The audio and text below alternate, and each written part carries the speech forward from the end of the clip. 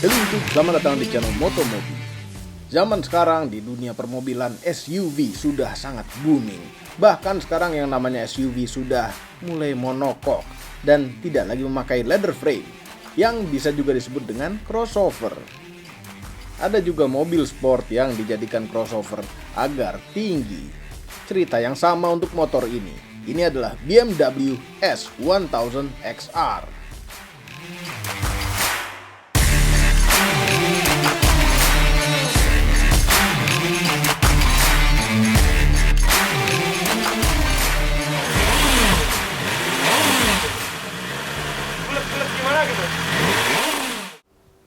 Macam anak perkawinan dari motorsport dan adventure. Motor ini dasarnya dari motorsport BMW yang namanya S1000RR. Bukan hanya mesinnya, bahkan framenya pun pakai yang sama. Penamaannya pun sama, hanya beda belakangnya. S berarti konfigurasi mesin inline 4. 1000 berarti kapasitas mesinnya. Kemudian XR berarti motor sport yang tinggi. Berbeda dengan BMW GS yang seperti kami punya ini, R1200 GS. GS itu benar-benar kalau mobil itu adalah SUV. Kalau XR ini ya benar-benar motor sport yang ditinggikan. Maka travelnya memang beda sedikit dengan GS. Kalau GS itu lebih banyak travelnya. Ini lihat suspensinya. Depannya adalah suatu teleskopik 45 mm diameter. Travelnya 150 mm. Sedangkan kalau di BMW GS, motor adventure yang sebenarnya adalah telelever depannya dengan travel 190 mm. Ini travelnya lebih sedikit, jelas ini hanya sebuah crossover. Kemudian belakangnya travelnya juga 150 mm. Kalau di adventure beneran 200 mm. Sekilas melihat GS dan XR ini sama-sama motor yang tinggi. Ya, tinggi kami 174 cm. Duduk di XR ini jadi seperti tidak ada artinya tinggi kami. Jadi merasa pendek. Benar-benar jinjit ini. Tapi suspensi depan belakang XR ini benar-benar adjustable. Suspensi pintar. Sekilas kalau melihat dari belakang ini, perbedaan yang paling terlihat itu adalah kalau GS memakai kopel, sementara kalau XR memakai rantai seperti motor pada umumnya. Motor sport identik dengan ukuran ban yang lebar-lebar, khususnya yang belakang. XR ini ukuran bannya depan 120/70, velg 17 dan belakang 190/55 velg 17. Ini dari belakang ban lebarnya sangat terlihat seksi sekali. Remnya juga sangat serius. Depan ini double disc ukuran 320 mm dengan 4 piston dan belakangnya 265 mm dengan 2 piston. Untuk urusan ABS-nya pun sangat amat serius. Nanti kami jelaskan lebih lanjut mengenai pengereman yang pintar ini. Lampu depannya full LED dengan cornering lamp yang membuat lampu tetap lengkap menerangi jalanan depan Anda walaupun keadaan belok miring. Kalau lampu belakangnya ini semacam lampu sen saja. Sebenarnya di dalamnya ada lampu belakang dan lampu remnya. Benar-benar hemat tempat. Motor ini terlihat slim walaupun sebenarnya besar. Di balik kerumunan ini ada mesin 1000 cc atau tepatnya 999 cc. Dengan tenaga 165 horsepower di 11.000 rpm dan torsi maksimal 114 Nm di 9.250 rpm. Menyalurkan tenaganya ke gearbox 6 speed yang pintar karena dia bisa dioper-oper tanpa kopling. Secara otomatis throttle-nya akan menyesuaikan putarannya. Tentu motor dengan tenaga besar ini juga ada traction control-nya dan traction control-nya ini juga pintar. Namun sebenarnya kami tidak suka mesin yang diumpetin begini. Hanya terlihat radiator dan oil coolernya saja kalau dari depan. Kami butuh menampilkan mesin yang besar pada motor. Seperti pada GS, R1200 GS, mesinnya boxer. Jelas terlihat dari luar. Motor yang mewah tentu dengan kunci yang keyless. Ini sangat penting, mengurangi beban hidup Anda. Karena menyalakan motor tidak perlu ngerogoh kantong untuk ngambil kunci, tinggal pencet. Instrumen klaster motor BMW zaman sekarang sudah tidak lagi pakai jarum. Sudah full layar semua, macam handphone. Terus dulu. Nyalakannya ya keyless, dipencet. Oke, wah startupnya keren sekali, luar biasa. Nah, untuk Anda yang bertanya-tanya, ini kenapa sih ABS sama ini nyala nih?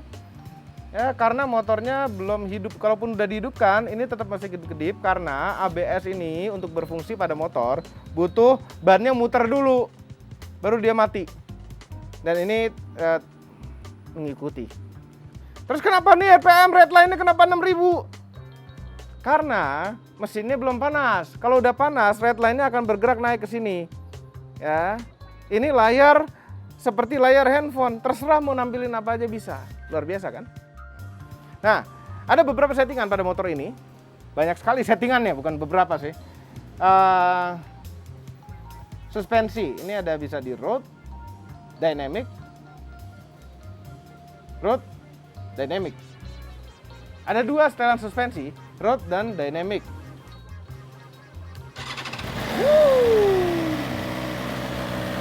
Ya, ini, nah ini bisa auto, bisa minimum adjustment, ada apanya, dampernya, springnya, ketinggiannya. Nah di sini juga ada mode. Mau seperti apa traction controlnya? Road, dynamic, dynamic pro, atau rain. Oke, nah ini ada tombol menu.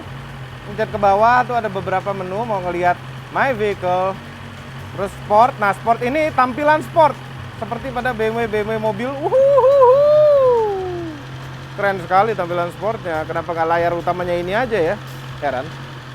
Ini ada gravity pengereman, ada DTC-nya, ada lengkap di sini. Oke. Terus navigasi. Nah, navigasi ini bisa aktif kalau misalnya kita pakai handphone. Kemudian media, pakai handphone juga harus terkoneksi handphone, telepon, dan setting.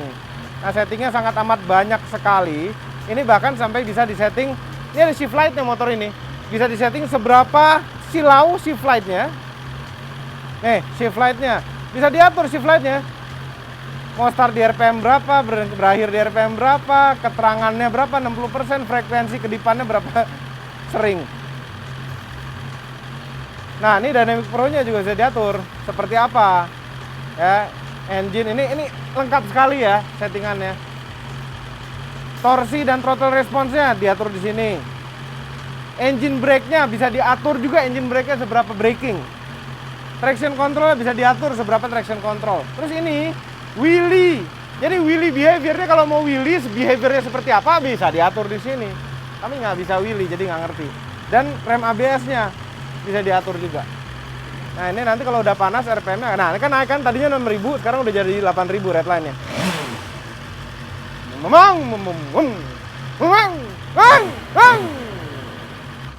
Suara 4 silinder itu kelamaan dengerin tuh saking enaknya kayaknya dosa. Oke, lanjut lagi. Ini. Tapi kurang lebih itulah ya, kami tidak akan menjelaskan detail mengenai layarnya ini karena lengkap sekali. Sangat amat lengkap sekali. Kalau menjelaskan detail mengenai ini, videonya akan kepanjangan karena kami tidak ingin video ini panjang-panjang. Oke, nah mengenai jempol kanan, ada heater gripnya, ada mode untuk traction control yang tadi, Dynamic Pro dan lain-lain, dan ada untuk start stop engine jadi satu sama kill switch.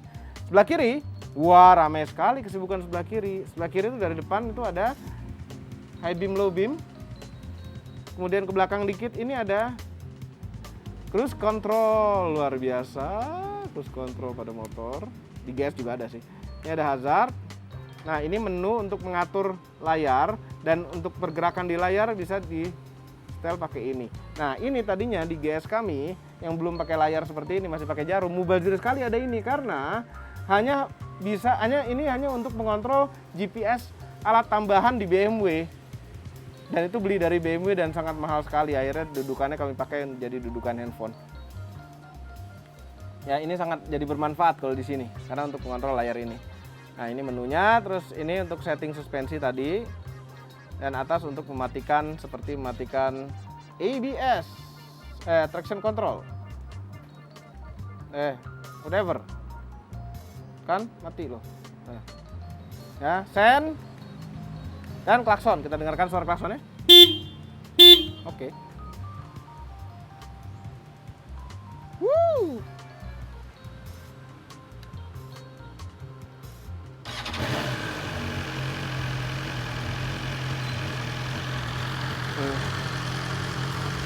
Filternya sangat besar sekali di bawah sini, lihat tuh.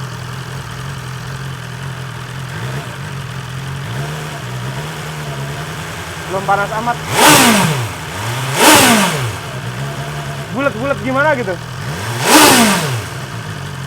Tapi entah kenapa kalau kami lebih suka suara motor Jepang ya, yang 4 silinder ya. Ini enak juga, bukan berarti nggak enak, tapi gimana gitu, ada kurang, mungkin harus ganti knalpot kali ya biar lebih galak.